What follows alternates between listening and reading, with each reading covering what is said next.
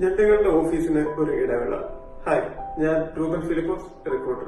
ഇന്ന് നമ്മൾ പറയാൻ പോകുന്നത് ക്രാബ് എഫക്ട് അല്ലെങ്കിൽ ക്രാബ് മെന്റാലിറ്റി. അതായത് ഈ ക്രാബ് എഫക്ട്, ക്രാബ് മെന്റാലിറ്റി ഉള്ള നമ്മുടെ എംപ്ലോയീസിനെ പറ്റിയാണ് ഞാൻ ഇന്ന് പറയുന്നത്. നമ്മുടെ സ്ഥാപനത്തില് ഈ ക്രാബ് മെന്റാലിറ്റി ഉള്ള കുറെ എംപ്ലോയീസ് ആണ്. അതായത് ക്രാബിന്റെ സ്വഭാവം നമുക്കറിയാമല്ലോ.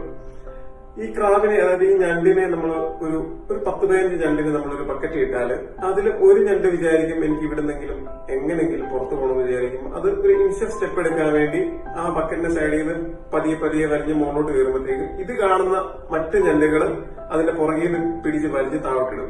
അപ്പം അതിന്റെ മെന്റാലിറ്റി എന്ന് പറയുന്നത് ഏതായാലും ഇവിടെ പെട്ടുപോയി, നീ ഒറ്റയ്ക്ക് അങ്ങനെ മുകളിലോട്ട് പോകണ്ടെന്നുള്ള ആയിട്ടിലൂടെ ആയിരിക്കും ഈ രക്ഷപ്പെടാൻ പോകുന്ന ഞണ്ടിനെ ഇറങ്ങിനെ പിടിച്ച് താഴെ നിന്ന് വലിക്കുന്നത്. ഇത് ഒരാൾ വലിക്കുന്ന കാണുമ്പോൾ ബാക്കി എല്ലാവരും കൂടെ വന്ന് അതിനെ സപ്പോർട്ട് ചെയ്ത് ആ രക്ഷപ്പെടാൻ പോയ ഞണ്ടിനെ എടുത്ത് താഴോട്ടിടും. ഇതിനാണ് പറയുന്നത് ക്രാബ് മെന്റാലിറ്റി. അതായത് നമ്മുടെ സ്ഥാപനത്തില് ഒരു എംപ്ലോയി വന്ന ശേഷം അതിന് ഫസ്റ്റ്ലി അയാളൊരു ഇനിഷ്യൽ സ്റ്റെപ്പ് എടുക്കും. മോട്ടിവേറ്റ് ആയിട്ട് എന്തെങ്കിലും ഒരു സിസ്റ്റം കൊണ്ടുവരാനോ അല്ലെങ്കിൽ ഒരു പുതിയ ഒരു കാര്യങ്ങളോ എന്തെങ്കിലും വെക്കാൻ തുടങ്ങുമ്പോൾ തന്നെ ഈ ബാക്കിയുള്ള ക്രാബ് മെന്റാലിറ്റി ഉള്ള എംപ്ലോയീസ് ഇതിനെ പുറകോട്ട് പിടിച്ച് വലിക്കുകയും ആ ആളിനെ ഡീമോട്ടിവേറ്റ് ചെയ്യുകയും ചെയ്യും. അങ്ങനെ ഒരു 1-2 ദിവസം ഇങ്ങനെ തുടർച്ചയായിട്ട് ഡീമോട്ടിവേറ്റ് ചെയ്യുമ്പോൾ ആ പുതിയ എംപ്ലോയി ഈ പഴയ ക്രാബ് മെന്റാലിറ്റിയിലോട്ട് വരും. അപ്പം ഇങ്ങനെ ഉണ്ടാകാതിരിക്കാൻ നമ്മൾ ചെയ്യേണ്ട കാര്യം, ഒരു എംപ്ലോയി നമ്മുടെ സ്ഥാപനത്തിൽ വന്നാൽ ഏറ്റവും നല്ല ഒരു എക്സ്പീരിയൻസ് ഉള്ളവരാണ് അല്ലെങ്കിൽ ഈ ക്രാബ് മെന്റാലിറ്റി ഇല്ലാത്തവരാണ് ആ ആൾക്ക് ഒരു ബഡ്ഡിയായിട്ട് കൊടുക്കാം.